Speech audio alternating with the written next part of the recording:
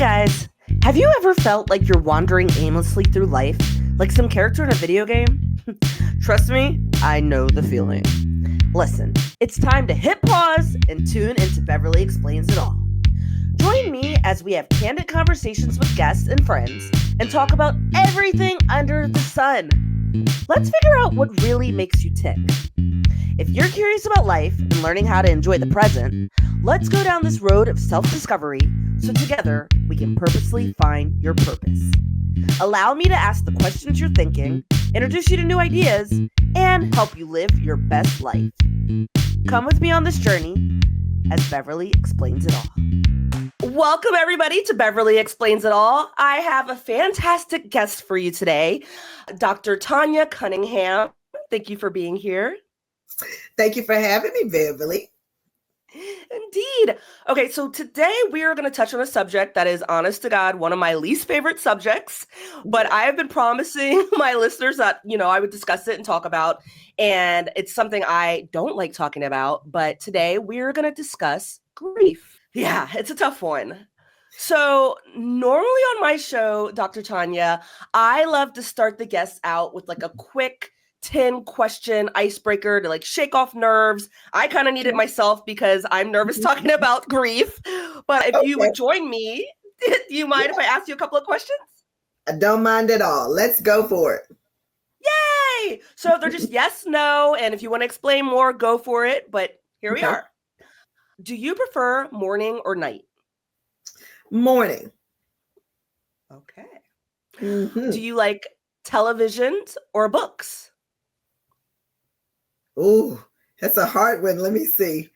Right? I'm going to go with television because I use it kind of as my wind down in the evening. Yes, you're like one of the very few people who finally are like-minded like me. I mean, yes, I'm in the entertainment industry, so I guess television would be my go-to. But I'm like, y'all know you want to Netflix and chill. Exactly. That's it. Thank you. Thank you. And this is coming from a doctor, y'all. So thank you, Dr. Tonya. Yes. Yes. Nothing wrong with it. Do you enjoy camping? No. And I've never been. You've never been? I have been 3 times and I want to like camping, but I know good in my heart, like I am a glamping kind of girl. And like I've only been for a weekend, no longer than like 2 nights overnight, but I like don't shower. I'm always like constipated the next day. Cause I'm just like, I can't. That's probably TMI. Sorry, y'all. I'm right there with you. I don't think I could do it. It's an interesting thing. I would say do it at least once in life, but I understand. Mm-hmm. If you had the opportunity, would you fly to space? Ooh. No. Boom, right there. You and I are on the same page. No, thank you. Have fun, Elon Musk. Bye, guys. That's it. I'll hold your purse. I'll be down here. I'll see you when you get back. Bye. That's it. Are you a good cook? No. No. That's the running joke in my family. I'm like, at least you're honest. I'm better now, but I don't. To me, a cook is a person who can create a meal, like meatloaf. Yeah. I can't do meatloaf, so I'm not a cook. Oh, see, that's where we differ. I actually do cook and enjoy it. Because I like to eat. So, has to kind of go hand in hand. Coffee or tea? Tea. Ooh, okay. I pause because this is my coffee season. I like going to Starbucks and I like the holiday flavor coffee. So those are my favorite. Spice. Yes. My favorite, pumpkin spice, but I am a tea lover. Okay. Yeah. I think I'd have to leave you behind and get a cappuccino, but I'm not mad at tea either. I'm not mad. Would you consider yourself a city or country girl? City. Yes, ma'am. Me too. Mm-hmm. Yep. Do you believe in love at first sight? I used to. And I get so tickled with that now. I used to, but now I don't, since I've learned a lot since my divorce and all. So I'm going to say no. The consensus I've had is people believe in lust at first sight, but not necessarily love. Not list. That's right. That's You confuse the two. Uh-huh. Yep. That's You get right. blinded by that lust, and then you're like, oh, wait a minute. That wasn't love after all. That was indigestion. Wait. Absolutely. Do you like to meditate? I do. Yeah. I mean, I would think because you're in the field that you're in, I could see it. Mhm. A lot of people have a hard time getting there. It's taken me a long time to learn how to meditate, and sometimes I can't always, but when I do, it's very Mhm. peaceful, and I wish I did it more. Yes, I agree. You know? Very peaceful. Yes. Okay, last question. Do you Okay. believe that people can change? I do, as long as there is no cognitive deficit. If your mental Oh, is healthy, yes, we can change. We can change. And how do we do it? We change our brain. How do you change brain? wow. That's called neuroplasticity, changing of the brain. So yes, I believe that we can. I love that well thought answer only a doctor could give. I'm like, yes, because I see it and it's the truth. So thank you Mhm. for that. I'd Mhm. love it if, just so our guests know what we're about to jump into today, if you could tell us a little bit about yourself. Sure. And again, thank you for having me and for holding space for this topic, which is so needed. So, my name is Tonya Cunningham. I am from Fort Worth, Texas, and I've been in the grief industry for over 35 years. And that has afforded me the opportunity to accompany hundreds upon thousands of people on their grief journey.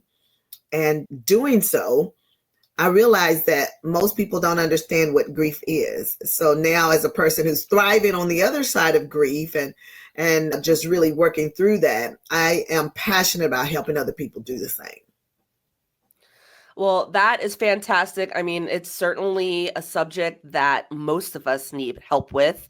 As Mhm. I was telling you before, and I'll share with the listeners, about 2 years ago, my father passed away, and it totally rocked me. My Mhm. dad was like my best friend. I spoke to him pretty much every single day. Um, and I felt pretty blindsided. He was 82, but a young 82, you know what I mean? So it Mhm. was just it was my first big death in, my life. So it totally rocked me. And as I was telling you, I think it's like taking me really 2 years to kind of wrap my mind around grief. Like, Mhm. the first year, God, maybe not even the whole year, but like the several months, I was just like sick, like Mhm. I didn't feel like the grief feeling was ever going to end. I didn't know if there was something wrong Mhm. with me because I didn't know why it wasn't going away.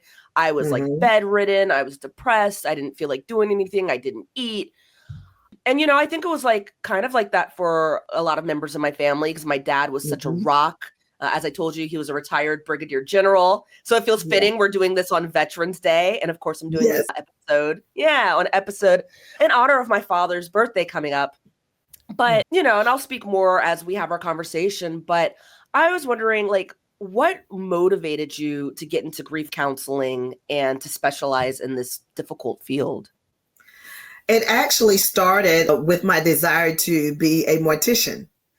I went to mortuary school and I attributed to my mother that desire because she would take me to funerals as a kid. I can remember being about 5 or 6 years old, too short to even view a body in a casket. So she would pick me up and allow me to touch the deceased body. And I think that Wow. really removed the fear and I became intrigued about it. So I always knew that I wanted to be a mortician. That was during the time when women, especially women of color, were not as welcome in the field. So it really Right. started there with me being a mortician, working in the funeral home. And then I started teaching years later at the mortuary college that I graduated from. And I took a course, I taught a course, grief psychology. I had never taught before like that, never done any public speaking outside of church, but never done any Mhm. public speaking. I was very, very afraid, only accepted the job from my standpoint was just to learn more and be exposed to that. When I first started teaching there, a lot of the students would walk out in the very beginning of my class Yeah. every time. And I thought it was me. And I went to the president of the school. I said, I don't think I can do this job. I don't think I'm good at it. And he Mm. asked, what is happening? I said, at least one student will get up and walk out of my class crying. And he said, it's not you, it's the subject you're teaching. And so 100%. from there, from there, it's like the trajectory started changing. And then I went to get my master's in counseling. So that's what started it. Wow. And I mean, first off, I could probably have a million questions on just mortuary science in general. And that's probably going to have to be a whole nother episode because I'm like, wow, it's such a young age. Like, you were not afraid. I think there is something to be said that your mom like normalized it, you know? She did. Yeah, I think that's, how do you feel about that? Like, as a parent, do you think that's a thing that parents should do?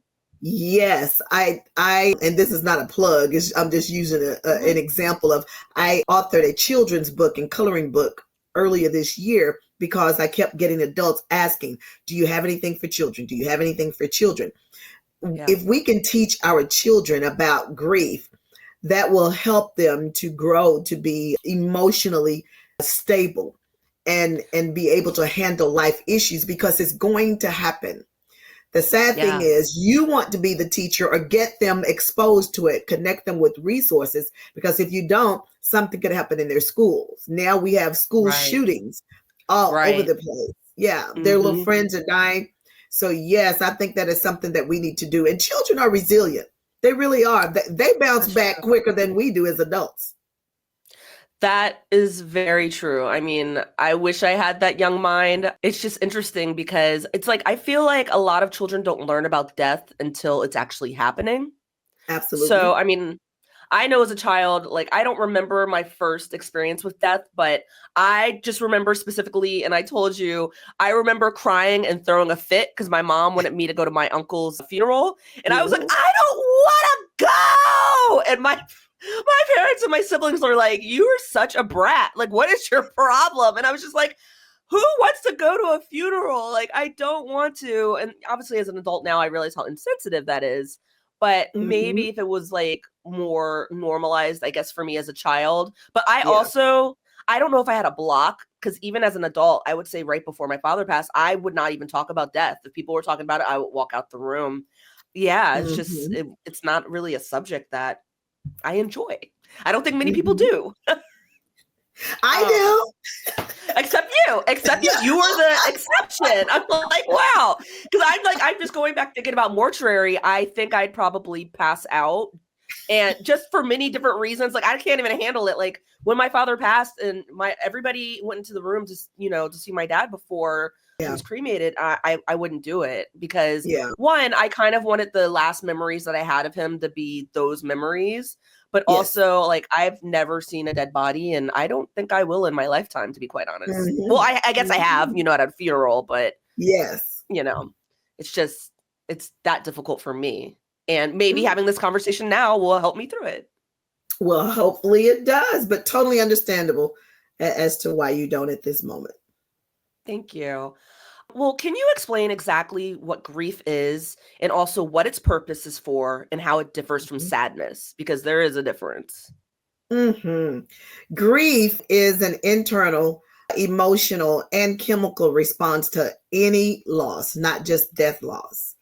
Most people think grief is connected to death. It's about any loss. And when I say a chemical response or a hormonal response, that means that the moment that your dad died, the moment that you got the word of his death, grief hit your brain, it hit your body, and it started the emotions, hormones to be released, such as cortisol, norepinephrine, and adrenaline.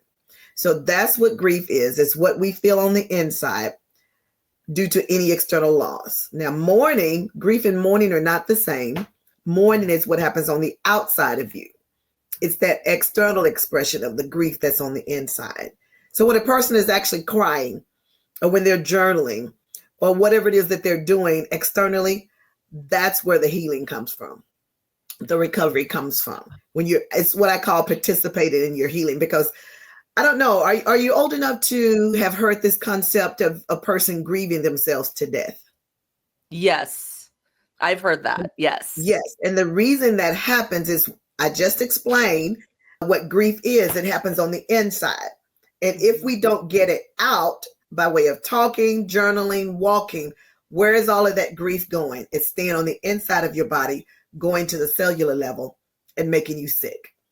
Wow. So there is a real diagnosis called the broken heart syndrome.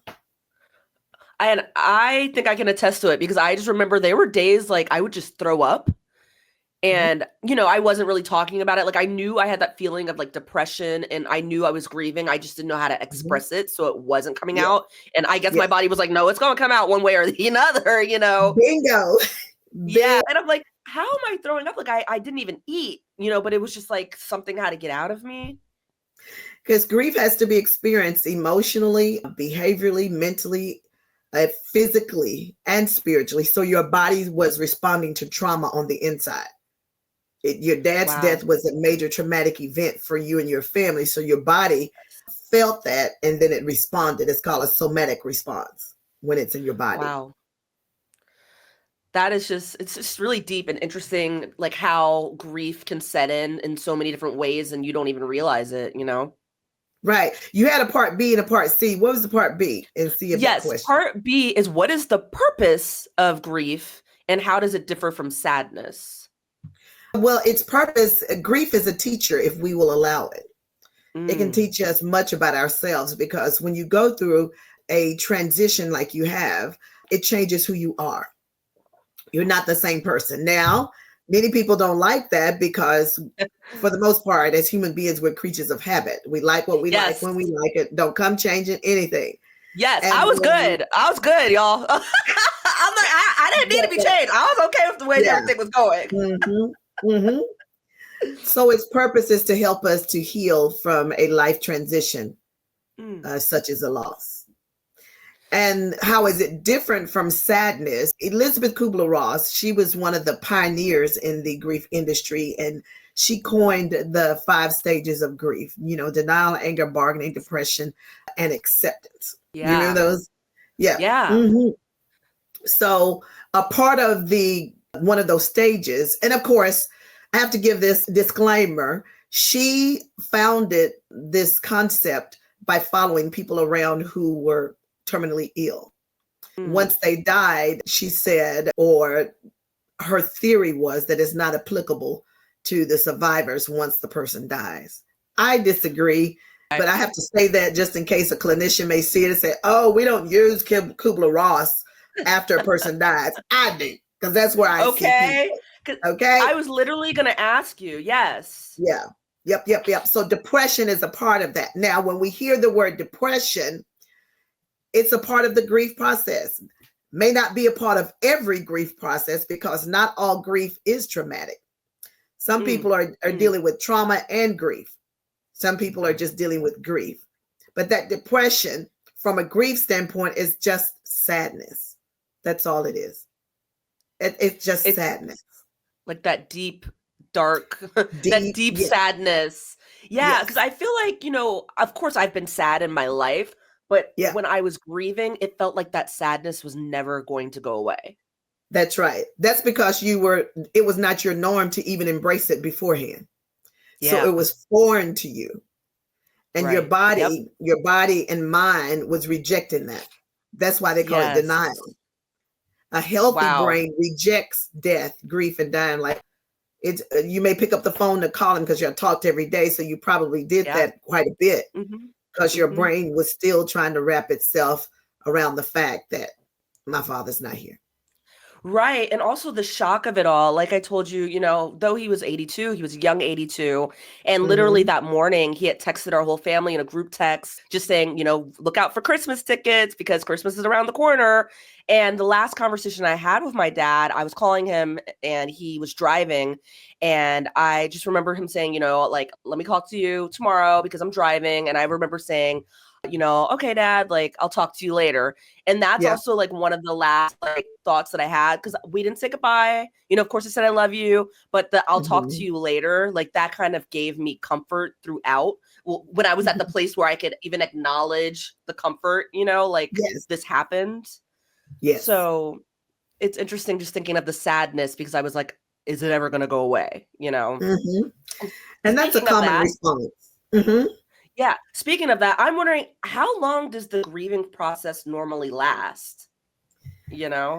That is a good question. So I just shared with you what grief is. It's an internal emotional response to any kind of loss, and grief never ends. Yay. That's exactly the answer I wanted. Well, I've got good news, Beverly. I've got good news. There's hope. That's the grief.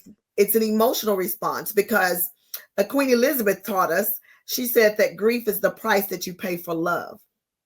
Wow. So that's why it hurts so deeply, because you loved your father deeply, and you still do. Yes. Although he died, your love for him didn't die. So that's what the grief is. So how long will you grieve? You will grieve for a lifetime. However, the pain of grief should not be a lifetime. That's what ends. It's the pain, the ache. Wow. You have just put into words like exactly how I feel. You know what I mean? Like, and you know, and as we talked about, in different stages, the pain is in different levels, you know, but the grieving is always there in some sort of form, because just like I said, I don't think I'm ever going to delete my dad's phone number. Like, it's under dad's cell in my favorites list. Like, I just think for the rest of my life, that's going to be there. And, you know, some days like his birthday or holidays, it hurts more than normal. Yes. But even though I think about him pretty much daily, it doesn't hurt as badly as it did that initial, you know, first shock, that first month. And that is progress, because when we're in pain, it clouds our view of progress in the grief journey. So that's great progress, that the pain, it's not like it was. It's not as piercing. It's still there, but it is not as piercing. And keep in mind, I think you said it was just 2 years ago, right? When he passed. So you're in what David Kessler. He's another grief expert out in the industry. He was actually a protege of Dr. Elizabeth Kubler-Ross, who came up with these stages of grief. And he ended up adding a 6th one called Meaning. And he has a book out there on that as well. But he teaches there, he gives a gauge for the grief. He teaches, again, what we know about anticipatory grief. That's the grief that we experience before a person physically dies. So an example would be, my father had Alzheimer's, and I saw him changing right in front of me. So I started grieving him before he physically died. Then you have what is called acute grief. That's right when the death happens, acute grief. And then you move into what Kessler calls early grief. That's where you and your family are. That's the first 2 years. And then 3 years till today, you're in what we call mature grief. Mature grief. So it's still fresh and new and raw for you, because it's only been 2 years. Now, that may sound like a long time for people who don't understand grief and how it works, but that's not long at all, because it takes up to 5 years after that loss for you to find and get settled in your new normal. Without like that normalization.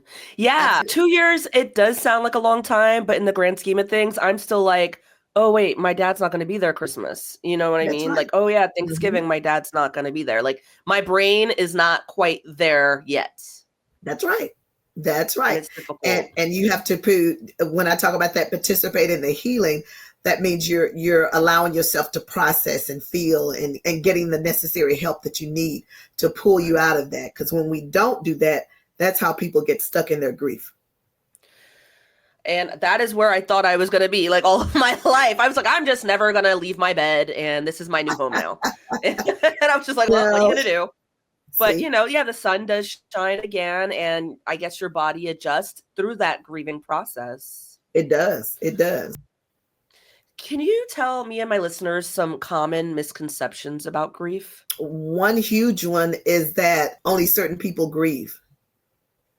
Some people think that grief is not something that they experience. Everybody grieves. It crosses all cultures. Right. It doesn't matter, again, because it's internal. Another myth is that you have to be strong. That's cultural influence. Yes. Mm-hmm. Yeah. Another disbelief or myth is that I can just move past it and not acknowledge it and I'll be okay. No. That doesn't work. Let me tell you now. I tried. It was like, no, honey. No. It's still happening. Yes. Every loss demands a response. Yeah. Everyone. And so once you acknowledge it, that's the biggest piece right there, because when people don't understand again what grief is, and it's being demonstrated or manifested through their behavior, they don't think that they're grieving.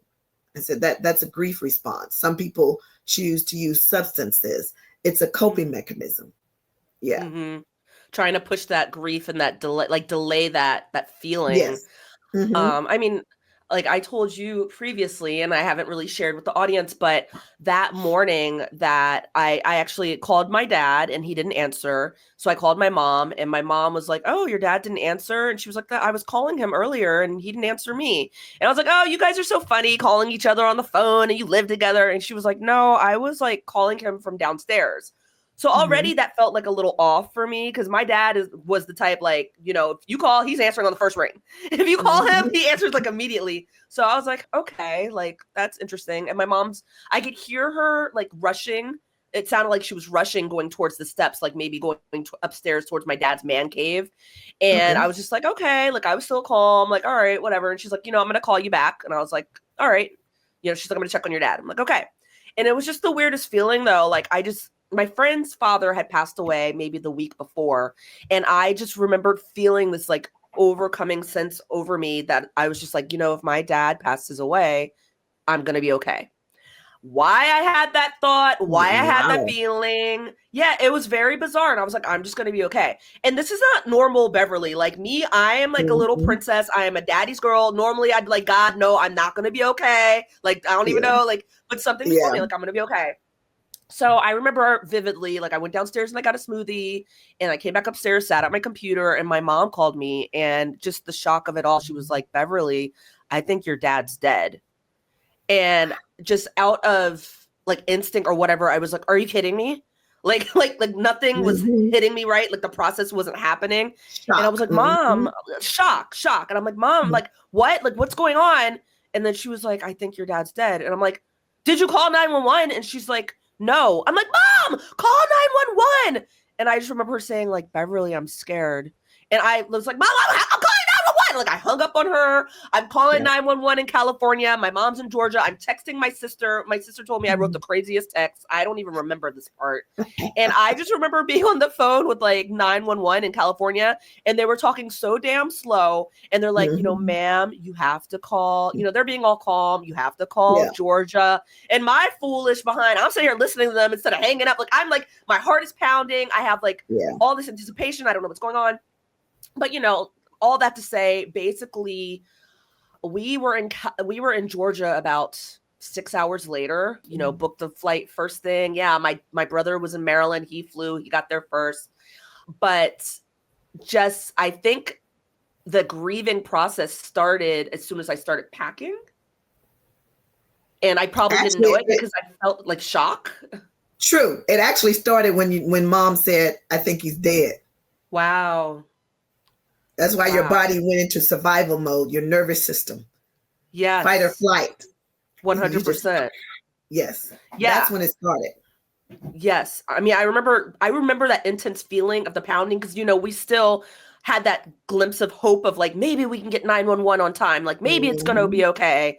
And then, you know, but on that, it's like, how do you get people to acknowledge their grief? Through education and sharing about what grief is, and normalizing and validating where they are. So one common grief response that is physical that many do is they sigh, take deep breaths. And a lot of times they don't recognize it, you know, doing this, I don't know. And so when they finish sigh, I said, you realize you just sighed right there. I said, that's a grief response. That's your body responding, because the emotions are associated with our organs, and grief is associated with our lungs. That's why we take the deep breath and all of that. So I do it through education and helping them to identify the behaviors that they're exhibiting.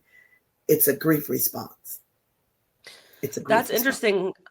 I remember my mom kind of sighing a lot, kind of like that, just almost like trying to catch her breath at times, Yes. throughout it. But it was interesting because as outsiders, like, my sister, my brother, and I, like, we never really noticed my mom crying.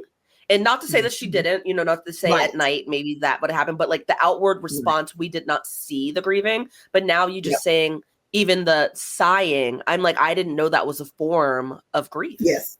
Yes, it is. And mom, is she close to dad's age? What generation is she? She's in his. That generation was taught not to express outwardly. So if she cried, she did it at home alone without telling you all. Interesting. If she cried, and then she may not have, again, even when she was alone, which means she internalized it. But it was there. So the sighing was an expression of her grief. And, my mom and my dad had been together over 50 years. So it's like, this was her best friend, her confidant. It's like, I've only been with my husband, like, we haven't even been together married for a decade yet. And I just have no idea in my mind what I would do if I lost him. So I couldn't even imagine the grief of losing a partner over 50 years, Yes, I have one of my beautiful stories. He is my poster boy. He has since died this year. When I met him, he was 89-year-old Hispanic male. I give his culture because their culture is similar to the Black community. We don't talk about it. We're going to suppress our emotions.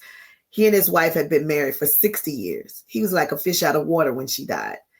But he would come to grief support. Anytime he would say her name, he'd start to weep and cry, and then he'd shut down and suppress because that's what he was taught.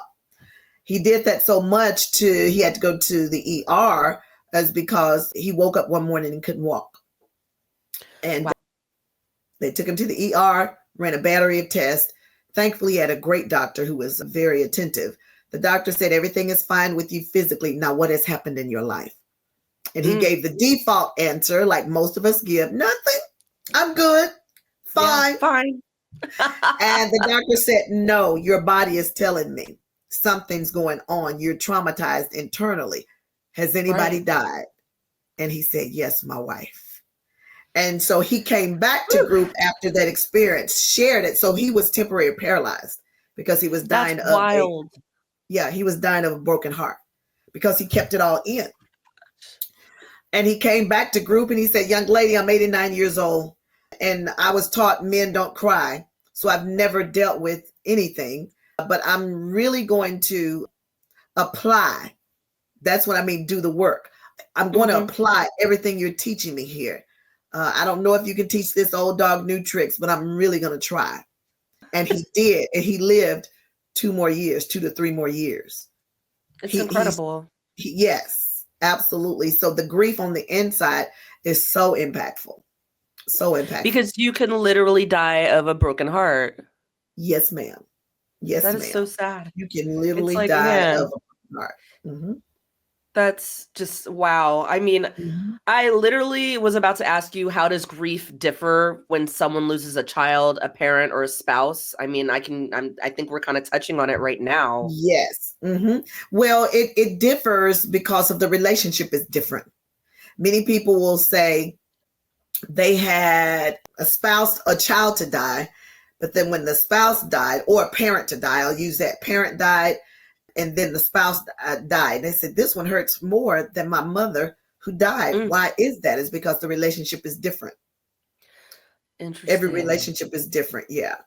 And of course, children, young children and infant death is difficult and challenging because the moral thought is that our children are going to grow old and bury us versus us burying them. Right. Yeah. Yeah. I mean, I had a cousin, and maybe this was one of the biggest deaths, I guess, that was in my family. And she passed away from a liver disease, and she had received 4 liver transplants, which is more than the norm. Yeah. Yes. And I mean, she was, God, I want to say like in her young 20s.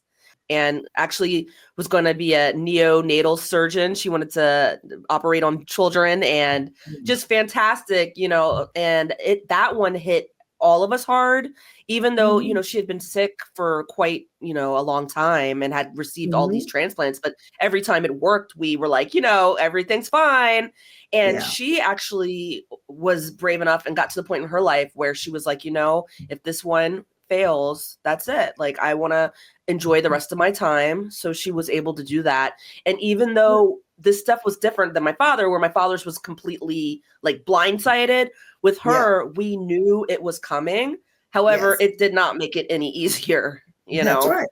That's right.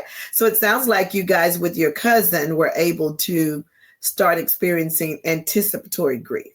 You knew you anticipated. So you started kind of really grieving and mourning her before she got to that point of actual physical death. And is that a bad thing? No, that's a healthy thing. It can be misunderstood because a person can be at the funeral and people will, of course, people watch at funerals. They're watching you, the next of kin, and they say, she didn't cry at all. I can't, but even within families, I didn't see so-and-so cry. Just because they don't cry, there are two reasons. Number one, that may not be their way of expression because they don't cry about anything. So they're not going to even cry about that death. And then they may have cried already because of anticipatory grief. So they really grieved and mourned the person way before they died.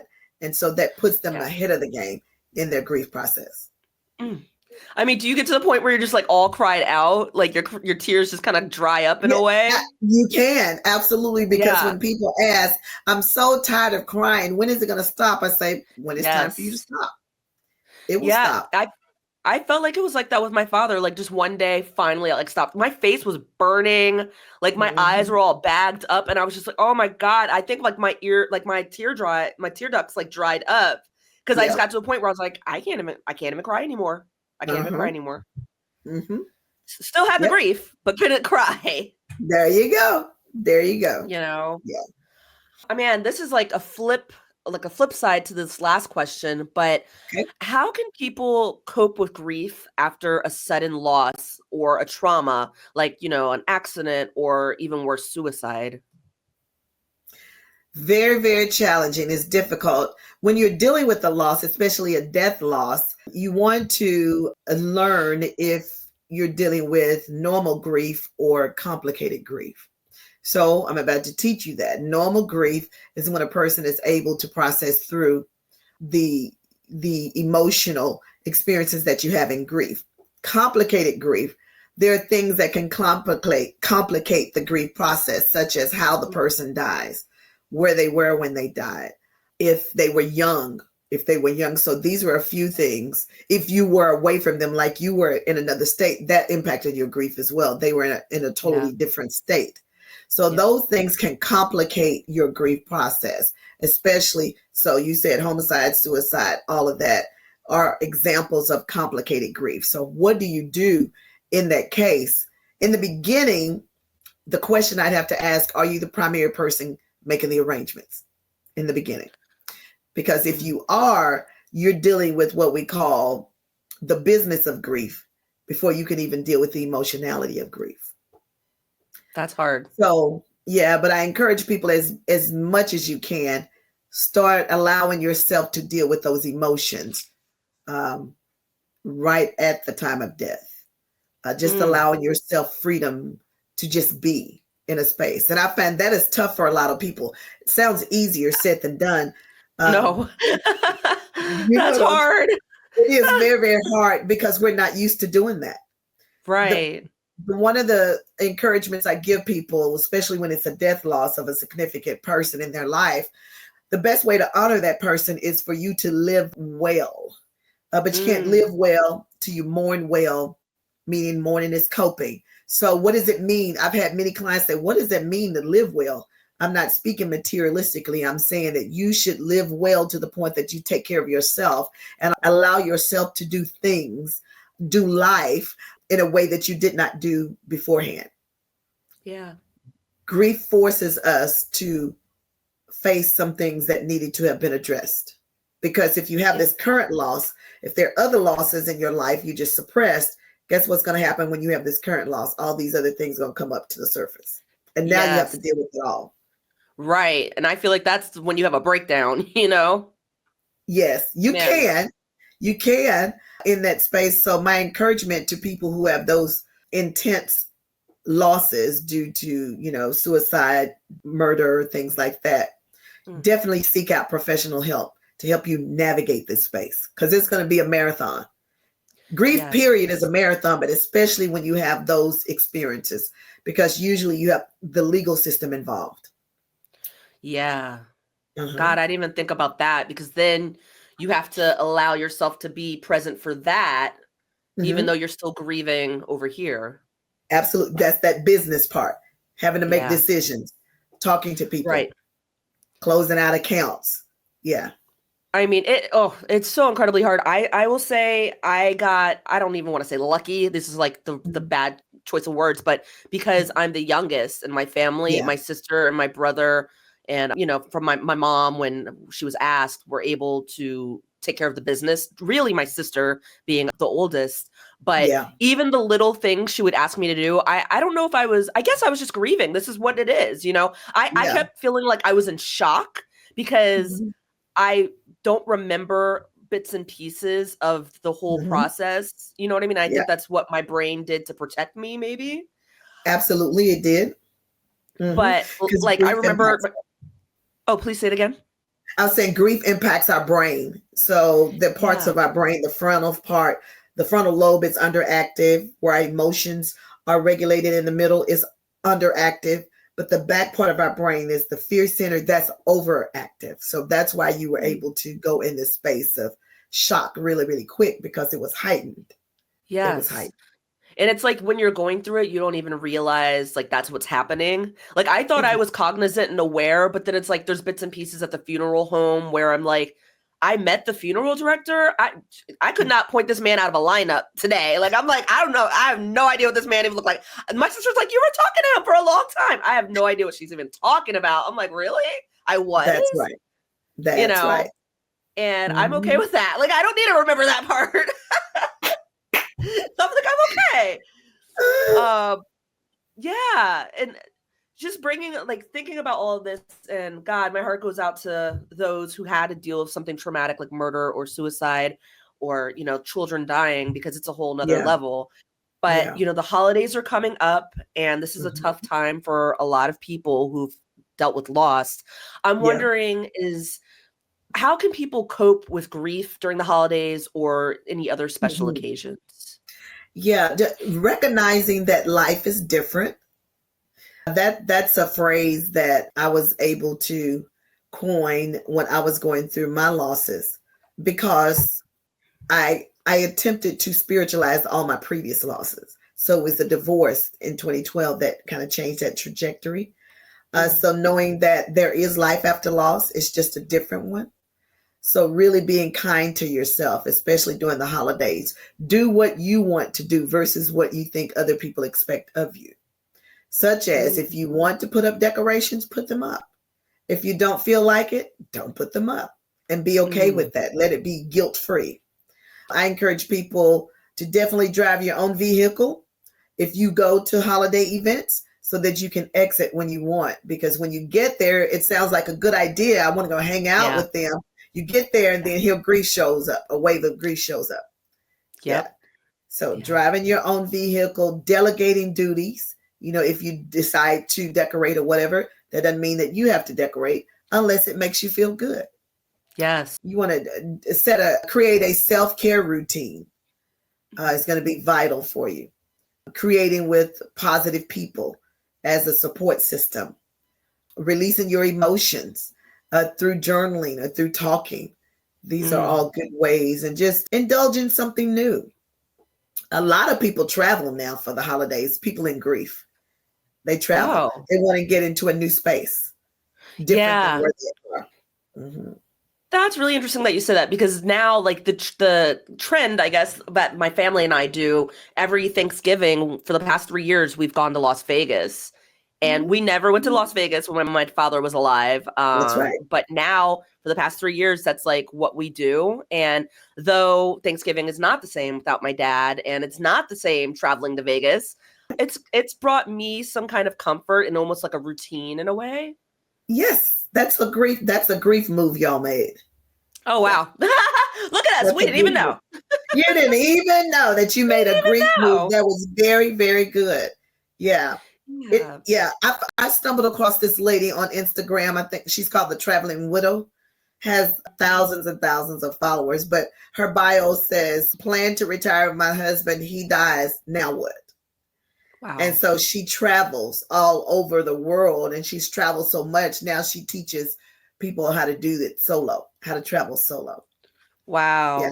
I mean, that can help. It can help. That absolutely. Yeah. And to the point, I want to say before you go to the next question. Please. About traveling, making sure you're not using the travel as an escape. Because I have some people who do that. So I'm getting away.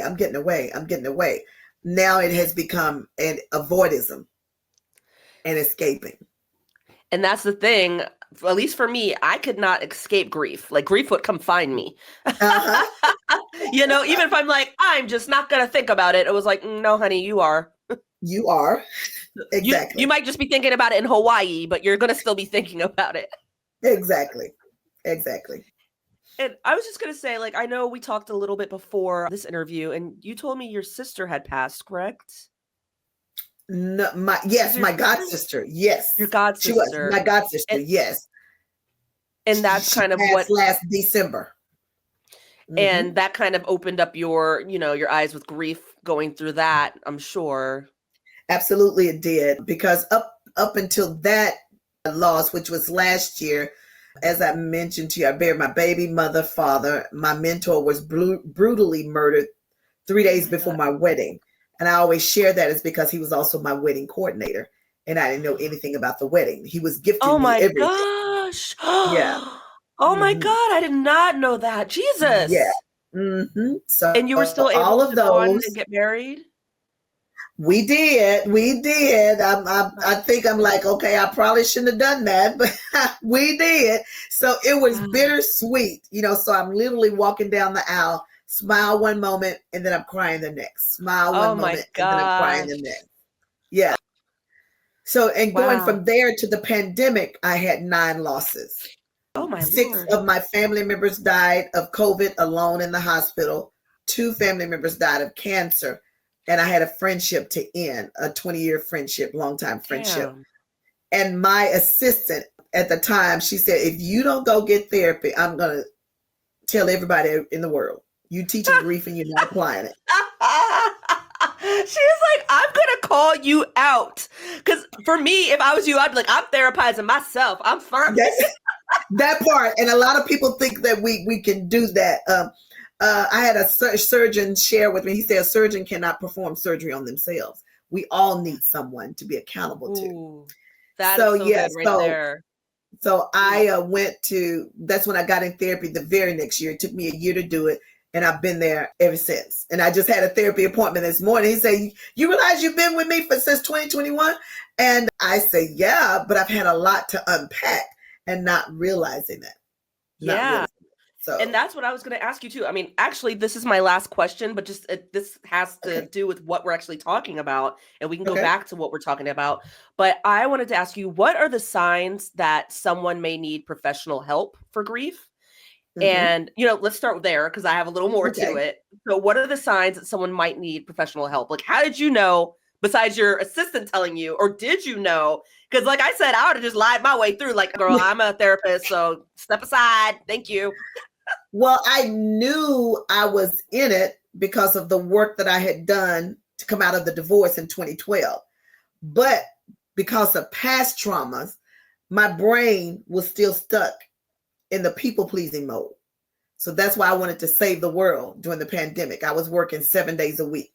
At the time, I was working full-time in hospice, and then I would come home and see clients too. Oh, my Lord. And so, So then I really because of that trauma, it caused me to be stuck in that. So you ask then, how do How do we come out of that, or what do we do? Yeah. What were the signs that people like? Yes. Are there signs that people can see that they might need professional help? Because honestly, thank God for therapy for me. Because I Yeah. mean, I was already going to a therapist, but I Yeah. think without therapy, I don't know what I would have done. Because Right. I needed somebody who knew more than me to kind of talk Yes. to me. Yes. You know, even when I didn't want to talk. That part, and they be okay with that. We're still going to Yeah, talk. Yes. yeah. I'm like, It looks like it can be physical manifestations. It looks like being sick, high blood pressure, high cholesterol, inflammation in your body causing different kinds of diseases, signs of relationship problems. Grief can show up that way. I had one lady coming to me. She said, I'm in grief because I'm getting ready to get divorced. And after an hour of speaking with her, it wasn't even about her husband. She was grieving internally because her mother died 5 years prior out of town, and she wasn't there when mom died. So it was about the grief of her mother. So she was about to go to school. So it can look like that. Oh my Depression. gosh. Yeah. It can look like depression, people who are consistently sad and they're not able to pull out. It can look like anger. A lot of people don't associate their grief with anger, but anger is a common response in grief. I'm glad I did not go through that one, but that depression one for sure, like I just felt stuck. And you kind of get almost used to living life like that. Like I was just like, this is me now. And it wasn't healthy. Obviously, I can look back and say that because even with my husband, he wanted to make me feel better, but nothing could make me feel better. And I'm like, oh, yeah, but like actually talking it through with the therapist did help so much. Good. I wanted to ask you, why do you believe that personalized guidance is crucial for effective grief counseling? And well, how do you tailor your approach to meet each of your clients' unique needs? Okay. So although grief is a unique, universal experience, but in the uniqueness, again, how we experience it is totally different. So it's not a cookie cutter experience. You know how some people come, since your dad died, mine did too. Girl, I know how you feel. My dad died too. No, you don't. Yeah. You don't know how I feel. It's not the same. It is not the same. So it is important to recognize that grief is something that is very, very unique, yet universal. And then how I approach it, I start with doing an assessment in the very, very beginning and asking about all of their losses in their lives and asking, because I have them to do a loss graph, and then ask, do you think you've properly dealt with that? And we go from there. And then I tailor their needs based upon what we find out. Because I remember one case now, and then she gets so tickled when I tell the story. She said, that was me. So that was me to the T, because it was her son. Her son was murdered a couple of weeks before his prom. Oh my gosh. When she came, we found she was estranged from her mother way before the son died. I said, that's grief and that's love. I'm not here for that. I'm here to deal with my son. I said, okay. Fine. She's like, one thing at a time, please. Hold on. But nope, it's all together. Here we are 2 years later. And I just had a family session with her and her mom. Wow. Maybe 4 months ago. And they have reconciled. And they're working on it. I said, see, I told you we had to go back and do that. She said, I know. Yeah. So making it individualized and just recognizing where the person is and deal with them there and providing the resources and the support for where they are, not where I think they should be. See, because like you said, everybody's different. And, everybody's different. When you're in it, you can't necessarily help yourself the way you think you can. You cannot. It's my personal and professional belief with that. And a question I get asked a lot from other people: how do I help someone in grief when they don't recognize it and or don't want to do anything about it? I said, well, if you believe in prayer, pray, because the person, there's nothing you can do other than just gently support them and remind them. But it is up to each of us as an individual to do that work of healing to process through it. Yeah, I mean, honestly, I did have to look to God, my higher power, just to get me through. I know many people prayed for me and my family, and I'm very thankful for that because, I mean, death for me is it's overwhelming. It's otherworldly. Like, Yes. I don't know how to, I'm still processing that and always will be, like, as I'm on earth. You know what I mean? Yes. But even having conversations like this, though, is something that can help get me through. It is. And while we're on the topic, can you please let my listeners know how they can work with you? Because this work is important, y'all. Don't try to push it away. Dr. Tonya is someone you can actually come to and get specialized help with this. Yes, you can reach me at my website is drtonyacunningham.com. That's DrTonyaCunningham.com. I offer a 15-minute complimentary discovery call. And you can reach out. We can do that. And if we're not a good fit together, I'll try to help you and give you some resources. Say, hey, check here. Because the main thing is we want you to get the help that you need. And I'll make sure to put all of that in my show notes. I mean, a 15-minute free call. I mean, hello. You can't say no to free, y'all. Right. Even though it is a difficult subject, it's like, especially those who have not dealt with death in their life, I think that 15-minute discovery call could be so life-changing and powerful. I agree. I always like to ask my guests if you have a mantra, a quote, or words that you live by. Mine is, there is life after loss. It is just a different one. Yeah. Yes. Yeah. I mean, I'm still alive. I'm still here. Yes, you are. But yeah, I do feel like I've changed and I've grown more than I probably even can fathom. Yes. But, you know, I've learned that now I do feel like life is more precious than, you know, we always say life is precious. But I'm like, I am really taking this as like an eye-opening experience where I really want to savor in each moment. Good. And, you know, we had spoken about before, I was like, I'm worried about in the future, like if I have a child or, you know, whatever happens in the future, how will they know my father and how will I keep his spirit alive? And can you tell me what you said again? I did. Yes, they will get to know him through you as you continue to talk about him. Show them pictures. They'll get to know him through you. 100%. And it's like, even just with my growth now in celebration of his birthday, you know, I have a celebration of life dinner and I did volunteering in his name. And it's like just little things like that help me keep his spirit alive. And, you know, this is such a hard subject. And I'm just really thankful that you were able to kind of break it down for us. I think it's important that people do the work. I think you would be a wonderful person for people actually to connect with to help do this work. Any last words you would like to say to our guests? That you're never too old to start the work. As long as there is no cognitive deficit going on in your brain and in your mind, you're never too late. Never too late. Right there, you guys. You heard it first from Dr. Tonya Cunningham. Thank you once again, the grief doctor. You're fantastic. You've helped me feel personally just a little less alone about this topic. And I really appreciate you coming on. Good. Thank you so much for having me. Please don't be a stranger to our show. I know this is going to come up again, inevitably, unfortunately. But I'm I'm glad to know I can talk to you, and absolutely, I'm just very thankful. Anytime, reach out. I'm here for you.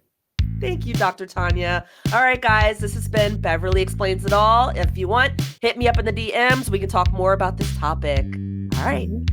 Bye. Bye.